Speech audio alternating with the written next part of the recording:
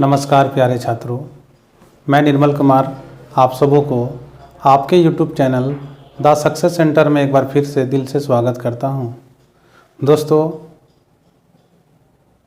आप लोगों के बीच में मैं खोट्ठा वीडियो लेकर आ रहा हूं। जो JSSC का सिलेबस है उसका जो कविता संग्रह है दामोदर कोराएं, उसमें मैंने मेला को पूरा समाप्त कर दिया। सरंची कमल का 3 वीडियो आपके सामने प्रस्तुत कर दिया है। ठीक है, तो आज मेरी चौथी वीडियो आप लोगों के बीच में आएगी। तो ये जो सरंची कमल है, इसमें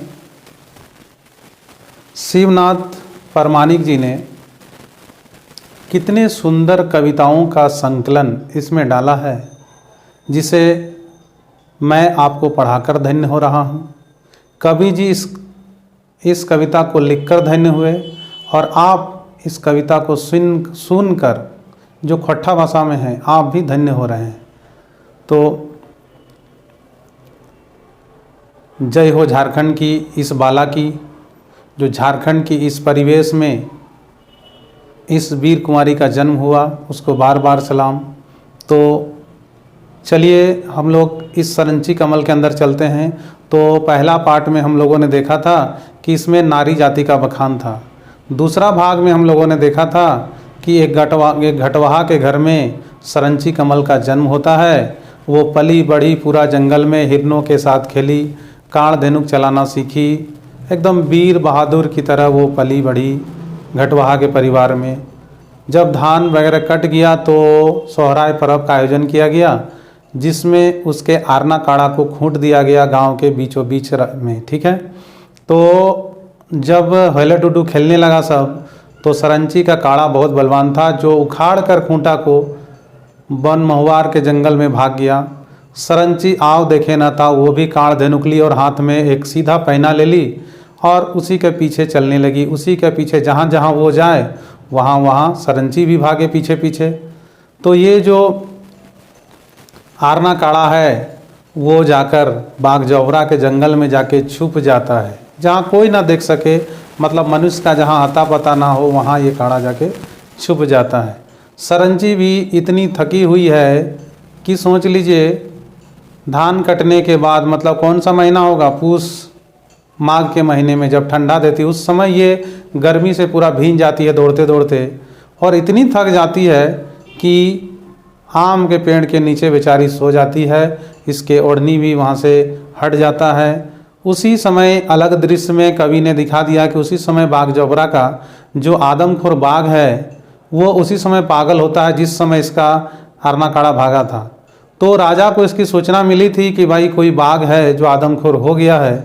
तो उसकी तलाश में राजा ने अपने बेटे को भेजा था, जिसका नाम था कमल केतु। और कमल केतु की सेना इधर उधर हो गई थी, जिसके कारण कमल केतु अकेले बाघ की तलाश में इधर उधर घूम रहा था। अचानक उसकी नज़र सरंची पे पड़ी, तो वह अचानक अस्तेबुद्ध अवस्था में हो गया कि ये जंगल में कौन सी लड़की मुझे मिल गई। ठीक है, तो उसी समय उसका घोड़ा भी हिनहिनाया, जिसके कारण सरंची भी उठ गई। अब सरंची और कमल केतु के बीच में वाक्य युद्ध होने लगा।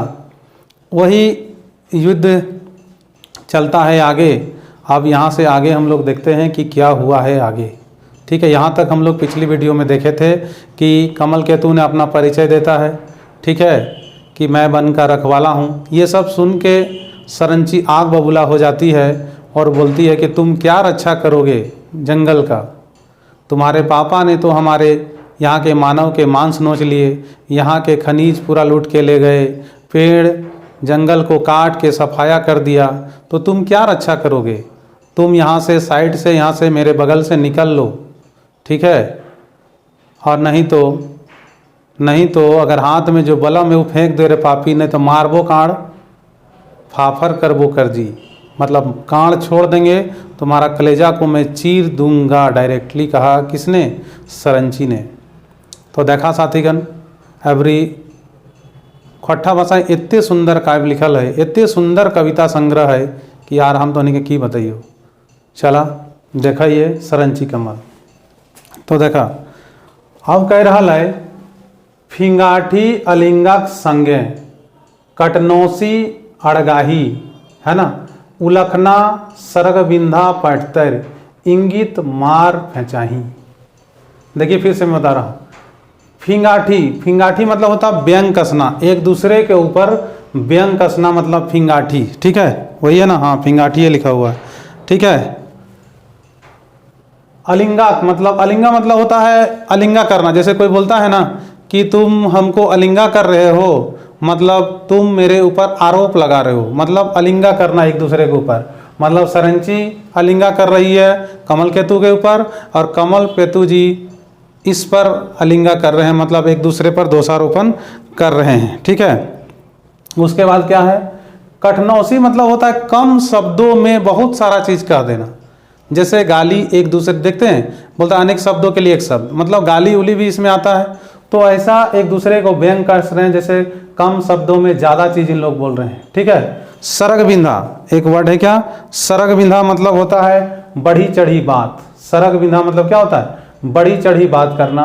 पटतर मतलब एक दूसरे का उदाहरण देना, ये वो है, ये वो है, ये वो है, मतलब एक दूसरे पे एकदम बोलना। इंगित मार फेंचाई मतलब, फेंचाई मतलब होता है फेंच करना, मतलब तुम ऐसे बोल रहे हो, वो ऐसे बोल रहा, मतलब जैसे देखे थे ना, आप पढ़े इसे पिछला वीडियो में कि सरंची को फेटाइन बोल दिया गया, ठीक है, और सरंची ने उन लोगों को भूतनी का बेटा बोल दिया, जो पूजा करता उसका बेटा बोल दिया, बहुत तरह से बोला बोली दोनों में हो रहा है। तो फिंगाठी, फिंगाठी मतलब होता है व्यंग कसना, एक दूसरे पे व्यंग कसना। अलिंगा मतलब एक दूसरे को दोषारोपण करना, अलिंगा मतलब एक दूसरे को दोषारोपण करना। संगे मतलब साथ में, मतलब ये भी बोल रही है, सरंची भी उसको गाली दे रही है, मतलब एक दूसरे पर व्यंग कस रही है, और कमल केतु भी एक दूसरे पर व्यंग कस रहा है।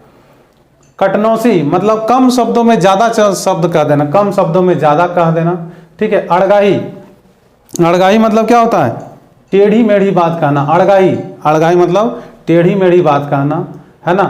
उलखना मतलब एक दूसरे का, उलखना मतलब जैसे कहते हैं ना उलखना, उल्लेख करना एक दूसरे का, मतलब पिताजी से, पिताजी दादाजी सबका बखान करना। सरग बिंधा, ठीक है, सरग बिंधा मतलब होता है टेढ़ी मेढ़ी बात करना, ठीक है। पटतर मतलब उदाहरण, एक दूसरे का उदाहरण देके उन लोग आपस में व्यंग कस रहे हैं, ठीक है। यहां तक समझ गए, अब आगे चलते हैं। झींगा फूल फूट गया, झींगा फूल जानिए तो नहीं, झींगा फूल मतलब झींगा, झारखंड में अगर रहते हैं खोट्टा परिवेश में तो आपको पता होगा कि झींगा किसको बोलते हैं। मैं खोट्टा परिवेश में हूँ, मुझे समझ में आ रहा है। झींगा बोलते हैं हम लोग बगान में, जैसे झींगा लगाते हैं जिसको आप लोग नेनुआ वगैरह कहते हैं ना, उसी तरह का होता है झींगा, है ना। तो झींगा फूल फूट गेल, देखिए झींगा फूल का एक खासियत है कि ये फूल शाम जैसे ही होगा ये फूल फूट जाएगा। झींगा फूल देखिए गांव देहात में पहले घड़ी वगैरह नहीं था तो उस समय यही सब फूल देखा जाता था, अगर झींगा फूल फूट गया इसका मतलब सांझ दो घर में। खोट्टा भाषी क्षेत्रों में हम लोग के घरों में शाम को सांझ दिया जाता है और भोर में मड़ोली दिया जाता है। तो उस समय की बात है जिस समय घड़ी वगैरह नहीं था, तो उस समय अभी भी जो हम लोग अपनी मम्मी जी को लोग को देखे थे, दादी लोगों को, उन लोग क्या करते थे, इसे फूल देख के ही उन लोग का भोर में जाग जाना है, सुबह उठ जाना है और शाम को जल्दी सो जाना है। तो उन लोग इसी से पता करते थे, देखते थे झींगा बगान में है, अगर वो फूट गया, झींगा का फूल खिल गया तो समझ जाओ कि शाम हो गया। तो झींगा फूल फूट गया, चिलुम फूल झमर गया, है ना। सवय सवय आर ने जग, सवय आर ने जगक ध्यान फूल सुंदरिक बेरा भेल। देखिए अब कह रहे हैं कि झींगा फूल फूट गेल, मतलब झींगा फूल फूट गया है, मतलब फूल गया है, मतलब कहने का तात्पर्य यही है कि शाम हो गया है, ठीक है। चिलुम चिलुम फूल झमर गेल, झमर जाना मतलब मुरझा जाना। चुलुम फूल जानते हैं, वो चुलम की तरह होता है, जैसे आप लोग क्या कौन सा उड़हुल का फूल वगैरह नहीं बोलते हो, जो चुलुम, चुलुम चुलुम किसको बोला जाता है खोट्टा भाषा में, चुलुम जिससे गांजा पिया जाता है, ठीक है। चुलुम खोट्टा भाषा में बोला जाता है जिससे गांजा पिया जाता है, उसी आकार का जो फूल होता है उसको चुलुम फूल कहा जाता है। तो चुलुम फूल झमर गेल मतलब वो मुरझा गया, है ना। समय आर नाय, समय आरना जगह ध्यान, मतलब समय का भी इन लोग को ध्यान नहीं है दोनों का, कौन सा समय हो गया, और जगह का भी ध्यान नहीं कि अभी कौन सा जगह है। फूल सुंदरी बेला भेल मतलब पूरा शाम हो गया। फूल सुंदरी मतलब ये सब झींगा फूल वगैरह खिल गया ना, मतलब फूलों का ये समय आ गया, मतलब शाम का समय हो गया, ठीक है। आगे चलते हैं। है ना। सरजुतवे लागला काळ धेनुक दुइयो बाटे ताना तनी, है ना। डाढ़ा गेली सरंची बाला देखवे खातिर करदानी। देखिए सरजुतवे लागल काळ धेनुक मतलब अब इन लोग के बीच में वाक्य युद्ध खत्म होने का नाम ही नहीं ले रहा है। अब जो इन लोग के बीच में तीर धनुष वाला युद्ध आरंभ होने वाला है। सरजुतवे वाला, सरजुतावा मतलब सजाने लगा, अपना अपना पकड़ने लगा, अपना अपना तैयार होने लगे। सरजुताने मतलब तैयार हो जाना। तो सरजुतवे लगला काण धेनुक मतलब दोनों काण धेनुक लग के तैयार होने लगे। ठीक है। दुइयो बाटे तानातनी मतलब दोनों तानातनी करने लगे। डाढ़ा गेली सरंची वाला देखवे खातिर करदानी। तो खड़ी हो गई सरंची बाला एकदम तीर धनुष लेके दिखाने के लिए अपना करदानी मतलब अपना वीरता दिखाने के लिए तैयार हो गई। सय बतरे पुटुस धुंधे सुखल पात खरबराइल, कमल के तू घोड़ा तखन जोर से हिनहिनाइल। देखिए बोल रहा है सय बतरे, सय बतर मतलब तो उसी समय, बतर मतलब समय, बतर मतलब अवसर। ये बतर मतलब क्या होता है? बतर मतलब समय या अवसर या मौका, जो भी बोल लीजिए। तो सय बतर पुटुस धुंधे, पुटुस जानते हैं, पुटुस हम मेला से ही पढ़ा रहे हैं। ठीक है। पुटुस कुर्चे मने मन मतलब पुटुस अपने मन के अनुसार फूल रहा है, तो वही चीज है। सय बतरे पुटुस धुंधे, धुंध मतलब होता है झाड़ी, धुंध मतलब झाड़ी। उसी समय पुटुस के झाड़ी में सूखल पात खरबराइल, खरबराइल मतलब हड़बड़ाहट हुआ, मतलब यही नहीं आवाज करना। तो सय बतरे पुटुस धुंधे सूखल पात खरबराइल मतलब उसी समय पुटुस का जो धुंध है, झाड़ी है, वहां से सूखा पत्ता का आवाज आया, खड़बड़ाहट का आवाज आया। कमल केतु घोड़ा तखन जोर से हिनहिनाइल, उसी समय कमल केतु का जो घोड़ा था वो जोर से हिनहिनाने लगा। बन के बहादुर बेटी हिंदे हुंदे थनवे, राजा का बेटा कमल केतु काण धनुक लय अनवे। बन के बहादुर बेटी मतलब जंगल की ये जो बहादुर बेटी है, हिंदे हुंदे थनवे, थनवे मतलब देखना, वो इधर उधर देखने लगी मतलब जिधर खरबराहट हो रहा उधर देखने लगी, और इधर उधर ये काण धनुक तो इन लोग तानातनी दोनों थे। राजा का बेटा कमल केतु काण धेनुक ले अनवे, राजा का बेटा भी काण धेनुक लेके तैयार था, ये भी काण धेनुक लेके। अनवे मतलब उस चीज को अनुभव करना कि किधर से आवाज आई। अनवे मतलब वो काण धेनुक लेके तैयार है, देख रहा कि किधर से कोई आ तो नहीं रहा है। चलिए अब यहां से आगे देखते हैं। आइए, इधर बोला जा रहा है लौतन डर लतुन भेव बोनेक भीतर खटक भेल, कमल केतु मने भावे आया मुदय देखा दे। ठीक है। देखिए लौतन डर, लौतन वर्ड पहले आया, लौतन मतलब नया, नया डर। लौतन भेव, भेव मतलब जानकारी लेना, मतलब जो आवाज आई, आहट आई, तो अब नया डर आ गया इन लोगों के बीच में। एक तो डर था पहले कि कमल केतु को ये मार ना दे लड़की, वो डर अब खत्म हुआ, अब लौतन डर आ गया मतलब नया डर आ गया। लौतन भेव मतलब नया आभास होने लगा उन लोग को। बोने के भीतर खटक भेल मतलब जंगल के अंदर में, खटक मतलब ये आवाज जो आई ना, वही बोलते हैं बोने के भीतर खटक भेल। कमल केतु मने भावे, कमल केतु अपने मन के अंदर, देखिए ये जंगल के शेर, आदमखोर शेर की जानकारी तो कमल केतु को है। सरंची तो अपना काड़ा खोज नहीं है, उसको तो जंगल से किसी चीज का डर ही नहीं है। ठीक है। तो कमल केतु के मन में आया, आया मुदय देखा देल, आया मतलब तुरंत, आया अब, आया मतलब अब। तो कमल केतु का मन में आ गया कि अब जो है मुदय मतलब शत्रु, मुदय का प्रयोग पहले हुआ, अब शत्रु ने देखा हमको दे दिया। साड़ा देला, साड़ा देला चरय चुनगुनी, बैन गेल डर डरावन भाव, पुटुस झाड़, है ना, लैख कांड सरंची केतु करला घाव। देखिए साड़ा देला चरय चुनगनी, अब जैसे ही आवाज हुआ तो साड़ा देला मतलब आवाज दिया, चरय चुनगुनी मतलब जितने भी वहाँ पर चरय चुनगुनी मतलब जो पक्षी लोग थे उन लोगों ने अपना आवाज दिया। जैसे भी मान लीजिए पक्षी शांत थे, कोई आता तो उन लोग चिल्लाना शुरू कर देता है। तो साड़ा देला, साड़ा देला मतलब आवाज दिया, कौन दिया भाई? चरय चुनगुनी, जितने पक्षी लोग थे उन लोगों ने आवाज दिया। बैन गेल डरावन भाव, जैसे ही आवाज उन लोगों ने सुना, अब यहाँ पूरा भय का माहौल हो गया। बैन गेल डरावन भाव मतलब पूरा भय का माहौल इन दोनों के बीच में आ गया। पुटुस झार लैख कांड, जिस पुटुस झार की ओर खरबराहट की आवाज आई थी, सरंची और केतु ने दोनों ने अपना तीर चला दिया उस पुटुस झार की ओर। किसी ने देखा नहीं दुश्मन को, बस दोनों ने तीर चला दिया। देखिए बोल रहा है पुटुस झार लैख कांड सरंची केतु करला घाव, मतलब जिधर से आवाज आई थी उसी पुटुस झार की ओर दोनों ने अपना तीर चला दिया। प्राण चित्कार अणराइल उठल बाघ जबराक आदमखोर झांप देल केतु के ऊपर चंडी छूटे कांड़े जोर। देखिए प्राण चित्कार अणराइल उठल, जब इन लोगों ने दोनों ने निशाना अब उधर साथ दिया तो भाई दोनों के बाणों से उसको लग गया, किसको, आदमखोर जो था छुपा हुआ उसको चोट लग गई, उस बाघ जबरा के आदमखोर को लग गई तीर। प्राण चित्कार से वो अड़राने लगा, मतलब चिल्लाने लगा। झांप देल केतु के ऊपर, झांप देना मतलब कूद जाना, तो वो शेर डायरेक्ट किसके ऊपर कूद गया, कमल केतु के ऊपर कूद गया। चंडिका छूटे कांड़ जोर, अब चंडिका एकदम दनादन दे रही है अपना तीर से, उस आदमखोर बाघ को दे दनादन तीर चला रही है, लेकिन वो भी सोच समझ के चला रही कि एक साइड में कमल केतु जी है, एक साइड में ये शेर उस पर वार कर रहा है, तो शेर जिधर है उधर ही कांड छोड़ रही है, कभी कांड लग रहा है कभी नहीं भी लग रहा है।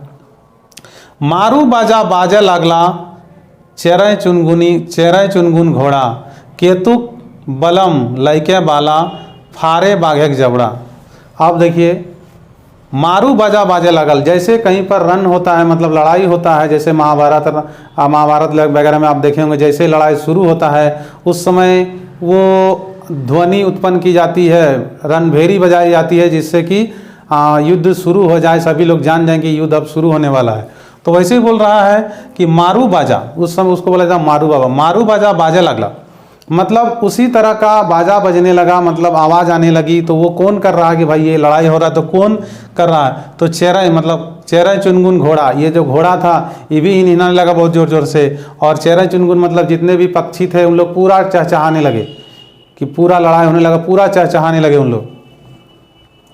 केतु बलम लैके बाला फारे बाघेक जबड़ा, मतलब केतु का जो बलम है वो लेकर सरंची बाला ने डायरेक्ट शेर के जबड़ा पे वार कर दिया, क्योंकि जबड़ा खुला रहेगा तो ये केतु को फाड़ देगा, इसलिए डायरेक्ट जबड़ा पे ही वार किया। कमल केतु का जो था भाला उसी से डायरेक्ट जबड़ा पे वार किया, है ना।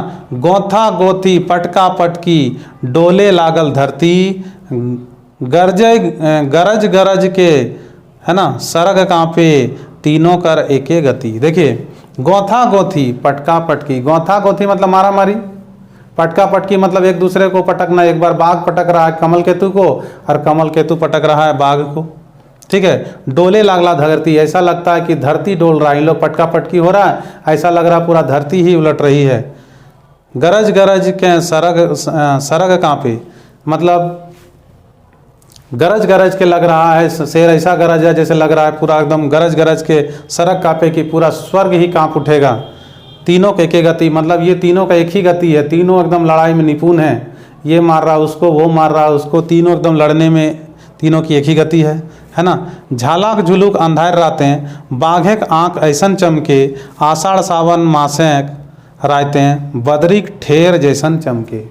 देखिए झालाक झुलुक अंधार रात है, मतलब झालाक झुलुक अंधार रात है, पूरा अंधेरिया रात है, उसमें बाघ का आँख जैसन चमके, जो बाघ का आँख है वो गजब का चमक रहा है, ऐसा चमक रहा है जैसा देखिए क्या कहा गया है, आषाढ़ सावन मासक रातें हैं बदरीक ठेर जैसन चमके। जैसे आषाढ़ सावन का महीना में पूरा बारिश का समय होता है, उस समय जिस प्रकार बादरिक, बादल कहा जाता है, बादर मतलब हम लोग का खट्टा भाषा में बादर है ना, बादल को कहा जाता है बादर। तो बादरक ठेर, ठेर समझते हैं, ठेर हिंदी में बोला जाता है कि बिजली गिरना, उसको खट्टा में बोलता है ठेर गिर लय, बात समझे। तो ये ठेर कब गिरता है, बिजली कब गिरता है, जब खूब बारिश होती है उस समय। तो बोला बाघ का आँख ऐसे चमक रहा है जैसे आषाढ़ और सावन मास के रात में जब बारिश खूब होती है तो बादल से जो ठेर गिरता है ना, ठेर मतलब बिजली जो चमकती है ना, उसी तरह उसका आँख चमक रहा है। चलिए दोस्तों, अब 2 मिनट आपसे थोड़ा सा बात कर लेते हैं। किसी को मेरा नंबर भी चाहिए वो भी मैं अंत में दे दूंगा। तो देखिए दोस्तों, मेरा बस इतना ही कहना है आपसे कि आप तैयार हो जाएं झारखंड में नौकरी लेने के लिए। मैं आप ही के लिए बस मेहनत कर रहा हूं। मुझे आप जैसे गरीब लड़कों को नौकरी में भेजना है, जिसके पास पैसा ना हो, ठीक है, जिसके पास, झारखंड एक गरीब राज्य है, मैं भी उस राज्य से बिलोंग करता हूँ, मेरी भी स्थिति बहुत ख़राब है। मैं नहीं चाहता हूँ, मैं जिस दौर से गुजर रहा हूँ, मैं नहीं चाहता हूँ कि कोई भी गरीब का बेटा उस दौर से गुजरे। इसलिए मैं चाहता हूँ कि मेरी वीडियो से आप जितना लाभ ले सकते हैं ले लीजिए। और मेरा दावा है आपसे कि हमको ख़त्म करने दीजिए सरंची कमल ये पूरा दामोदर कोराएं। एक भी क्वेश्चन अगर आपसे मिस हो जाएगा एग्जाम में तो आप हमको बोलिएगा। इसलिए विश्वास से तो नहीं पढ़ा, ठीक है। हम किसान के बेटा लगी तो नहीं, एकदम विश्वास के साथ हमारे वीडियो से जुड़ल रहो और एकदम पढ़ा। और जैसे ही नौकरी हो दोस्तों, मैं बार बार कहता हूँ, जैसे ही आप नौकरी ले अपने गांव के विकास की ओर जुड़ जाएं। अपने गांव के 10 बच्चों को ज़रूर आप शिक्षित करें। इससे मेरा झारखंड सुंदर होगा, हमारे झारखंड के लोग पढ़ेंगे और यहाँ समझेंगे, सारे लोग उन्नति के रास्ते में जाएंगे, ठीक है, ताकि हर चीज़ सही होगा। चलिए देखते हैं। पारसनाथ लुगु के नियर, है ना, बलगरी दिखावे। बलगरी मतलब होता है पहलवानी। खोट्ठा भाषा में बोला जाता है बलगरी दिखावें कि मतलब पहलवानी दिखा रहे हैं क्या। तो पारसनाथ लुगु के नियर मतलब जिस तरह पारसनाथ और लुगु पहाड़ एकदम पहलवान की तरह ऊंचे की ओर ऊंचाई की ओर उठते जा रहे हैं, मतलब उसका कोई अवरोध नहीं, कोई उसको रोक नहीं सकता। उसी प्रकार की बलगरी दिखावे मतलब उसी तरह का ये दोनों क्या बहादुरी दिखा रहे हैं सरंची और कमल केतु, है ना। पड़ल मुँह वीर बांदर दूगो धुराय माटी होवे। पड़ल मुँह वीर बांदर, जैसे बंदर का मुंह जला हुआ, आप जानते हैं कि रामायण में दिखाया गया है कि बंदर का मुंह जला हुआ है, मतलब उसी प्रकार लग रहा है कि जला हुआ मुंह का दो वीर बांदर, उसको वीर बोला गया है। वीर बंदर दूगो मतलब दो गो, है ना, धुराई माटी होवे मतलब पटका पटकी होवे। धुराई माटी होना मतलब जमीन में लेटना, धुरा मतलब होता है धूल, ठीक है, माटी मतलब मिट्टी, धुराई माटी होवे मतलब इन लोग धूल मिट्टी में दोनों पटका रहा है, ठीक है। छल छल बोहे खून तीनों जीवे घेंचा से, कल कल झरना बोहे पहाड़ी कोचा से। देखिए कवि जी कितना सुंदर बात बोल रहे हैं। छल छल बोहे खून मतलब तीनों जीवक घेंचा से, मतलब छल छल पूरा खून बह रहा है तीनों जीवक, मतलब ये सरंची और कमल केतु और वो बाघ आदमखोर बाघ, ये तीनों का शरीर से खून बहुत ज़्यादा बह रहा है। ऐसा बह रहा जैसे मानो कल कल झरना बोहे पहाड़ी कोचा से। जिस प्रकार पहाड़ी कोचा से झरना बहता है वैसे इन लोग का जो है ना भकाभक एकदम पूरा खून बह रहा है। आगे बढ़ते हैं। कमल केतुक छोड़ बाघ झपटे सरंची खोर, फायर देल गातक पर धन खुनहारा आदमखोर। देखिए कमल केतुक छोड़ बाघ, अब देख रहा कि कमल केतु से पटका पटकी हो रहा, वो भी वीर है और ये लड़की इधर से तीर चला रही है। तो बाघ ने देखा ये लड़की तो तीर चला रही, तो क्या किया, कमल केतु को छोड़ दिया और झपटने चला सरंची को। अब पकड़ने चला ये सरंची को। फाड़ देल गातक पर धन, उस पर झपटा ऐसा कि उसका कपड़ा को पकड़ लिया और फाड़ दिया, इसके फाड़ दिया, ये जो कपड़ा पहनी थी वो इसका फाड़ दिया इस खून खाने वाला आदमखोर ने, ठीक है। आगे देखिए। बीन परधन के भय गेली बोनक वीर बाला, बज्जर बलम मार देली वीर घटवाहा बला। देखिए बीन परधन के भय गेली, अब वो कपड़ा फाड़ दिया तो बिना कपड़ा के हो गई ये, ठीक है। कपड़ा जब ये आदमखोर फाड़ दिया तो बिन कपड़ा के हो गई। वही बोल रहे हैं कि बीन परधन के भय गेली मतलब बिना कपड़ा के हो गई। बोनक वीर बाला मतलब जंगल की ये बेटी, ठीक है। बज्जर बलम मार देली मतलब ये जो वज्र के समान बलम को चला दी, वो जो उसके साथ वो जो कमल केतु के पास जो बलम था, मतलब वो क्या बोलते उसको भाला था, उससे जोर से मारी एकदम, ठीक है। बज्जर बलम मार देली वीर घटवाहा बाला, मतलब ये वीर जो घटवाहा की लड़की थी इन्होंने बहुत जोर से उस शेर पर आक्रमण कर दिया। आडराय के बाघ मोरल जंगल चंडिका खाते हैं, राजा का बेटा कमल केतु हवा मिलल गाते हैं। देखिए आडराय के बाघ मोरल मतलब चिल्लाते हुए बाघ मर जाता है, ठीक है। जंगल चंडिका खाते हैं मतलब इस सरंची के हाथों से मर जाता है। राजा का बेटा कमल केतु मतलब राजा का बेटा जो कमल केतु था हवा मिलल गाते हैं मतलब वो उसने राहत की सांस ली कि चलो अब बाघ मर गया, इसको सरंची ने मार दिया। बाघ की मृत्यु हो गई। अब ये दोनों घायल प्राणी आगे देखते हैं इसके बाद क्या लिखा गया है। छाना छिटका बदरी मिलल घटा घनघोर, सरंची केतुक आँख मिले, है ना, ढरके लागले लौर। देखिए छाना छिटर बदरी मिलल, बादल एकदम आकाश में छाए हुए हैं, उसी को बोला जाता है छाना छिटका बदरी मिला। मतलब छाना छिटका मतलब इधर उधर का बादल आपस में मिल गए हैं ऐसा लग रहा है। और घटा घनघोर मतलब बादल छाए हुए हैं। सरंची केतु का आंख मिलल। अब देखिए शेर मर गया। अब ये दोनों का एक दूसरे को आपस में ये दोनों देखते हैं, ढरके लगला लोर मतलब होता है आंसू। जब इन लोगों ने अपने आप को, कमल केतु ने सरंची को देखा, सरंची के ने उसको देखा, तो इन लोग एक समय ऐसा था कि दोनों लड़ने मारने के लिए उतारू थे। अब दोनों ही रोने लगे पूरा, दोनों एक दूसरे को देखकर। ठीक है। मरु बाजा बन भेल बोनक भीतरे, हेमाल पानी बरसे लागल, है ना, आनंदक लहरें। देखिए आप बोल रहा है कि मरु बाजा बन भेल मतलब जो रणभेरी बजा रहे थे ये पक्षी लोग, पक्षी घोड़ा, उन लोग चुपचाप हो गए क्योंकि बाघ जो है मर गया।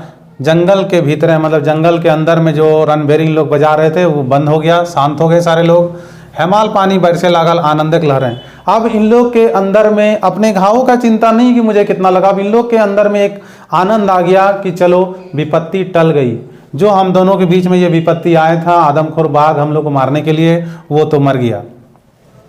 राग रसक घावक खून तनक उपरे। देखिए राग रस मतलब चोट लगना, सीधा सीधी बात, गुस्सा के कोई चीज करना तो लगेगा तो चोट खून निकलेगा, तो ही बोल रहे हैं राग रसक घावक खून। राग रस की तरह घाव से जो है ना खून निकल रहा है, तन के ऊपर से निकल रहा है ना। शांत रसक हेमाल पानी मनक भीतर। तो जिस तरह इन लोग के शरीर के घाव से खून निकल रहा है, उसी तरह इन लोग का मन भी, दोनों का मन शांत हो गया कि चलो विपत्ति जो है टल गई, विपत्ति टल गई। इन लोग का दोनों का मन, सरंची और कमल केतु का मन शांत हो गया। बिसर गेला समय जगह, है ना, बिसरला जगह तक साड़ा, दिकू हौड़ बात बिसर ना की, बिसर गेला बाघ काड़ा। अब देखिए बिसर गेला समय जगह, अब वो लोग समय तो पहले ही लोग बिसरे हुए थे, अभी भी बोल रहे हैं कवि जी कि बिसर गए मतलब भूल गए दोनों कि कौन सा समय है और किस जगह पे हम लोग हैं। बिसरला जगत एक साड़ा, जगत मतलब पूरा पृथ्वी, मतलब पूरा जो जगत है उसका साड़ा मतलब होता है शांति। ठीक है। ये लोग भूल गए कि जगह में कोई और मतलब और कोई लोग हैं, कोई हल्ला कर रहे हैं, कोई चुपचाप है। साड़ा मतलब चुपचाप, पूरा जगत का चुप शांति, लोग शांति भूल गए। दीकू हौड़ बात बिसरला, जो सरंची ने उसको दीकू कह के पुकार रहे थे, मतलब ये बाहरी है। हौड़ मतलब वो बोलेगा कमल केतु की ये भाई आदिवासी लड़की है, तो दीकू हौड़ आदिवासी और दीकू मतलब बाहरी लोग का, ये लोग बात दोनों भूल गया, ना कि बिसर गला बाघ काड़ा। ठीक है। और इन लोग, सरंची तो काड़ा की खोज में आई थी, और ये जो कमल केतु था किसके फेंक में आया था, आदमखोर के बाद में, तो ये भी इन लोग भूल गए। ठीक है।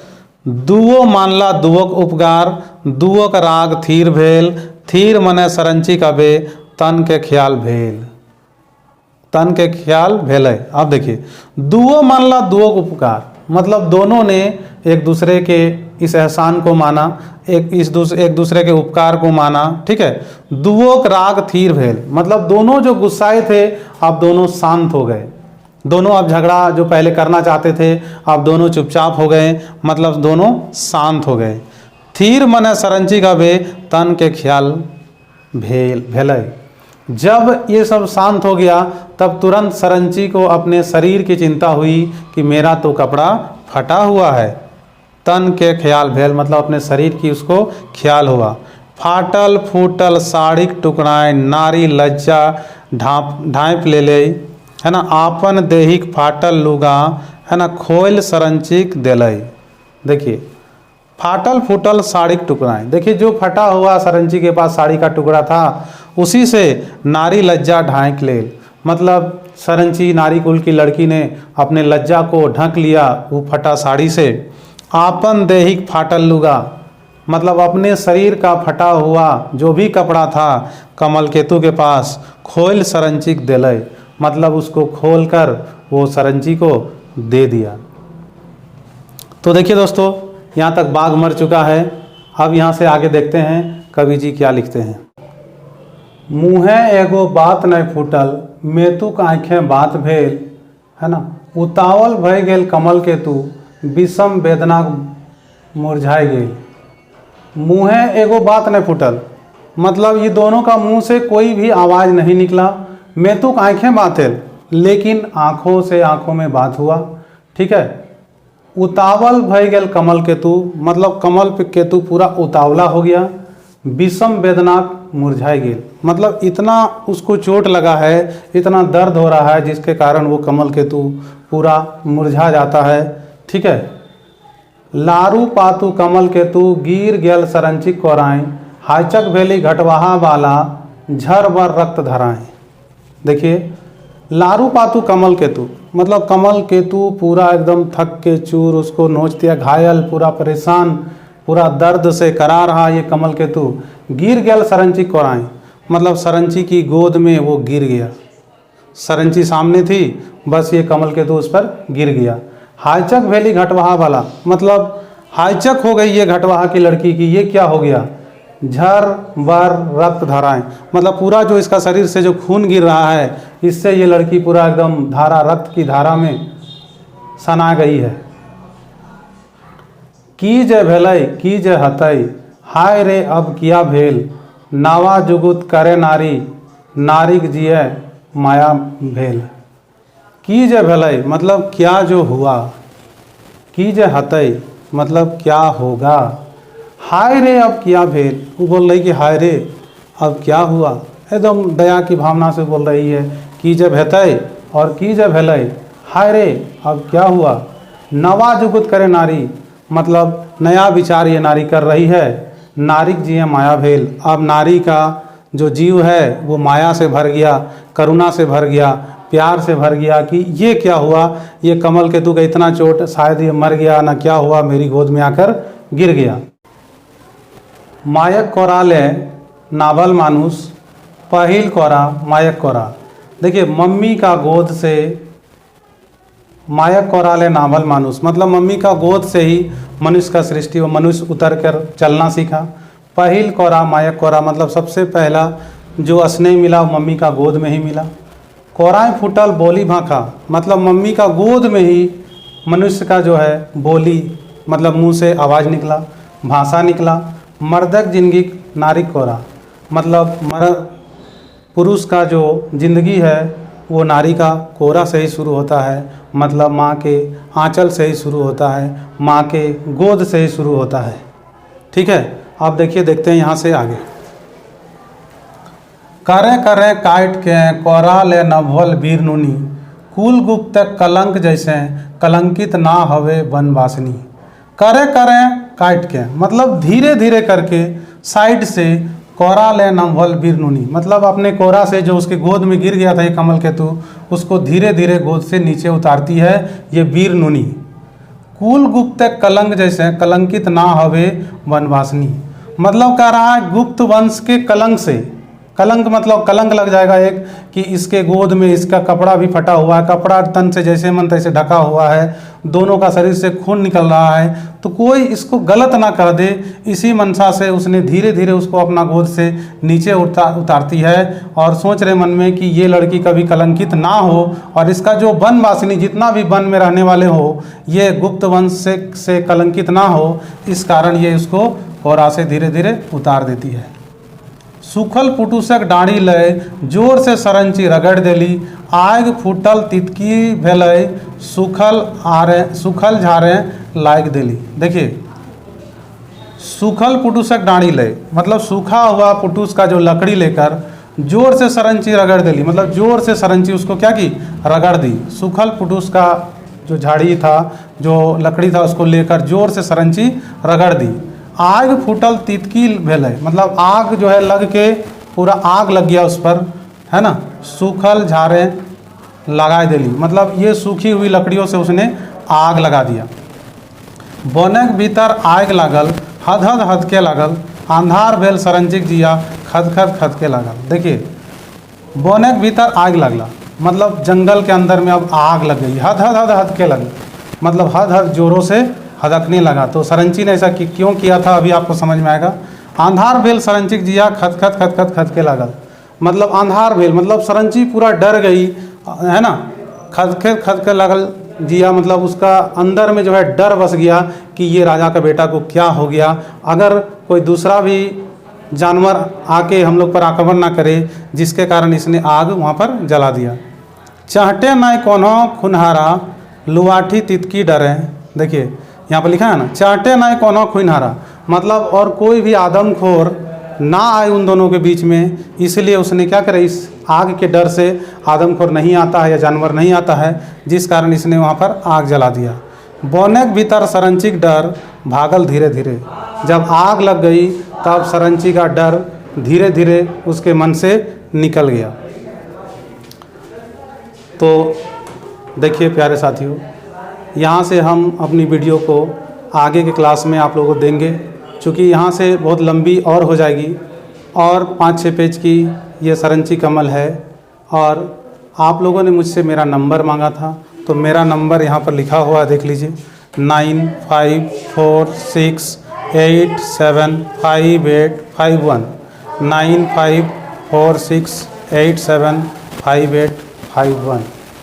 तो दोस्तों यही हम विदा लेते हैं। हम फिर से आप लोगों को कहते हैं, ठीक है, आप मुझ पर विश्वास रखें, पढ़ें अच्छे से मन लगाकर। मैं आपको सारा क्वेश्चन भी इसका दूंगा एक एक करके। सरंची कमल और मेला ये दोनों आपके सिलेबस में है दामोदर कोराई में, ये मैं बस नेक्स्ट वीडियो में ख़त्म कर दूंगा। उसके बाद ये दोनों से क्वेश्चन आएंगे, उसके बाद आंखिक गीत देखेंगे, उसके बाद खोट्ठा काटक पैदे खड़ी देखेंगे, उसके बाद ही हम लोग कहानी वाले सेक्शन में जाएंगे, ग्रामर वाले सेक्शन में जाएंगे। तो चलिए दोस्तों, अपने दोस्त को दे इजाज़त। जय झारखंड।